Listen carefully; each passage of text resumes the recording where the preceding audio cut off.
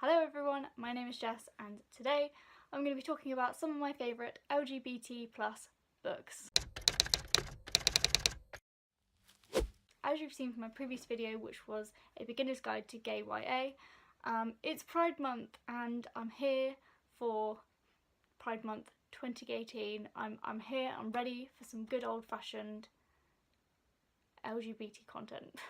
Today I thought I'd go sort of old school, very classic, and just list some of my favourite books that include LGBT characters or themes and, you know, just talk about them and recommend them to you, because what better way to spend your Pride Month than reading books about the thing we're proud of? So basically I'm just going to list a couple of my favourite LGBT plus books. Once again, I'm using LGBT plus as just the simplest way I can fit all of the identities that I'm going to be talking about. The identities that I'm going to be talking about in this book are mainly LGBT, and that's just really how it sort of is. I'm sorry if that offends anyone, I don't mean to. I'm just trying to make things easiest as possible for me to say so I don't mess up talking in this video. I'm going to be going through them in sort of the way the term goes, so I'm going to talk about the L books for lesbian, I'm going to be talking about the G, the gays, then the B, bisexual, and then T, trans books, and then there's one right at the end that's sort of all of them together. I'm just going to have a good time and recommend some good old gay books to you, or queer books. Queer? Should we use queer?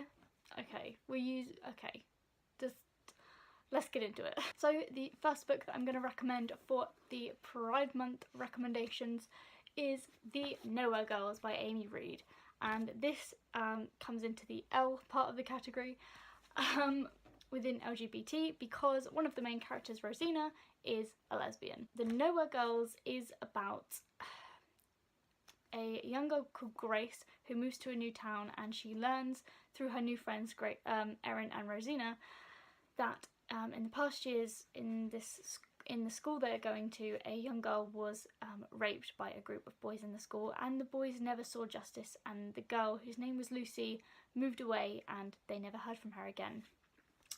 And they begin this group called the Nowhere Girls that basically campaigns and talks about the awful injustices within the school and the town and how they're going to fix it. Obviously this book is about a lot more than one of the main characters being LGBT, but Rosina being one of the three main characters, being a lesbian, and it actually focuses a lot on her relationships. You know, she talks about her past relationships and the girls that she's fancying now, and it's just something that you don't really see in a story that's about something other than a girl being gay. Do you know what I mean? I did a little bit of a review for it a few weeks ago in a weekly vlog, so I'll link that down below. And yeah, but The Nowhere Girls also has a lot of other representation in it from LGBT plus identities, and also all sorts of identities such as, you know, disabilities and ethnicities. It's got so much in there. I would recommend it to anyone. Okay, now on to the G portion of LGBT, which is obviously gay. So in these books I'm looking at cisgender homosexual men, and I think we can all agree that this is the most popular identity to be focused on in YA. Let's just get into them. The first one is one you all know, and if you haven't heard of it, well then I don't know what you're doing, but it is Simon vs. the Homo Sapiens Agenda by Becky Albertalli. Simon vs. the Homo Sapiens Agenda is about a boy called Simon Spear who is gay and closeted, and he's talking anonymously online to another kid at his school who he knows to be gay, but they both use pseudonyms for their names, so they don't know who each other are. And then one day someone that Simon knows threatens to leak these emails to the entire school and obviously out him as a consequence. And it's all about his sort of fight with this person to not be blackmailed into this, but also his struggling with identity and trying to find out who it is he's talking to. And it's just like the classic gay YA book, isn't it? It's the iconic one and everyone knows it. But it's just so sweet and it's so happy in the end. You know, it could have been very dark, but it's lovely and it's so life-affirming, and I love this book and the film very, very much. The second G book in my little collection is Aristotle and Dante Discover the Secrets of the Universe by Benjamin Alia Sayens. hoping I pronounced his name right. I read this like this time last year, so it's not really fresh in my memory, but Aristotle and Dante Discover the Secrets of the Universe is about two boys, one called Aristotle and one called Dante, who create a friendship one day when they meet at the swimming pool, and from this a sort of relationship comes about. I can't really remember what exactly happens. It was a long time ago that I read this, but I just remember it being super cute, super fluffy. You know, it's like got everything you would really want from a teen romance. You know, they're both living in the same town basically. They meet at the swimming pool and they are from similar but also very different families, and their personalities do clash, and it's about how they interact and their relationship growing, and I just think it's super cute. Also, another thing about Ari and Dante is that they are not white. They are Latinx, both of them. Everything before, you know, the last couple of years has been white cis men who are gay, and that's the only stories that we really saw, and now we're getting so many other experiences and stories from own voices as well, which is fantastic. The next book on my G/B categories is They Both Die at the End by Adam Silvera. The reason this is half and half, get it, is because the two main characters, out of the two main characters, one is gay and the other is bi. They Both Die at the End, a YA book set in the future when there's a service called Deathcast that rings you on the day you're gonna die, and it's basically like, hey, you're gonna be dead in the next 24 hours, get your affairs in order. And then there's another app called the Last Friend app, where on the day that you die you can sign up to it and find someone else who's also going to die on the same day and just hang out if you don't have anyone else to hang out with. And that's exactly what happens to Rufus and Matteo. Matteo, I'm guessing, is fully gay because we don't really see him with any interest in anyone else, but Rufus is openly bisexual, and they are both Latinx, which is also great representation. And oh, I just love this book so much. It made me cry like a freaking baby.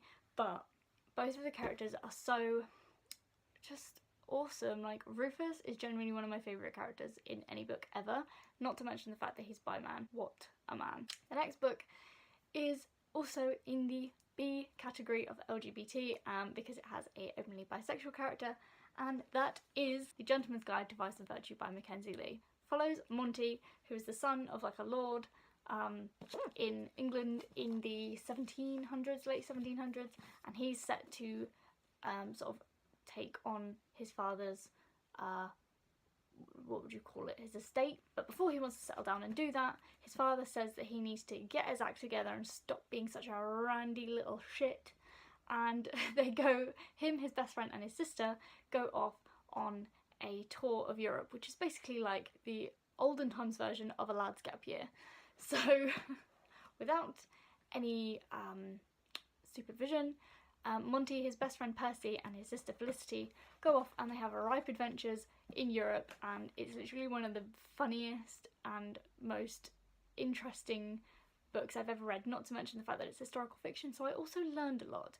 And not to mention all of that, but also Monty is bi. Now we're going on to the T section of recommendations, which is obviously transgender. Unfortunately, the only recommendation I have for this is If I Was Your Girl by Meredith Russo, which I actually unhauled, I think it's called, where I gave the book away because I wanted other people to read it so much.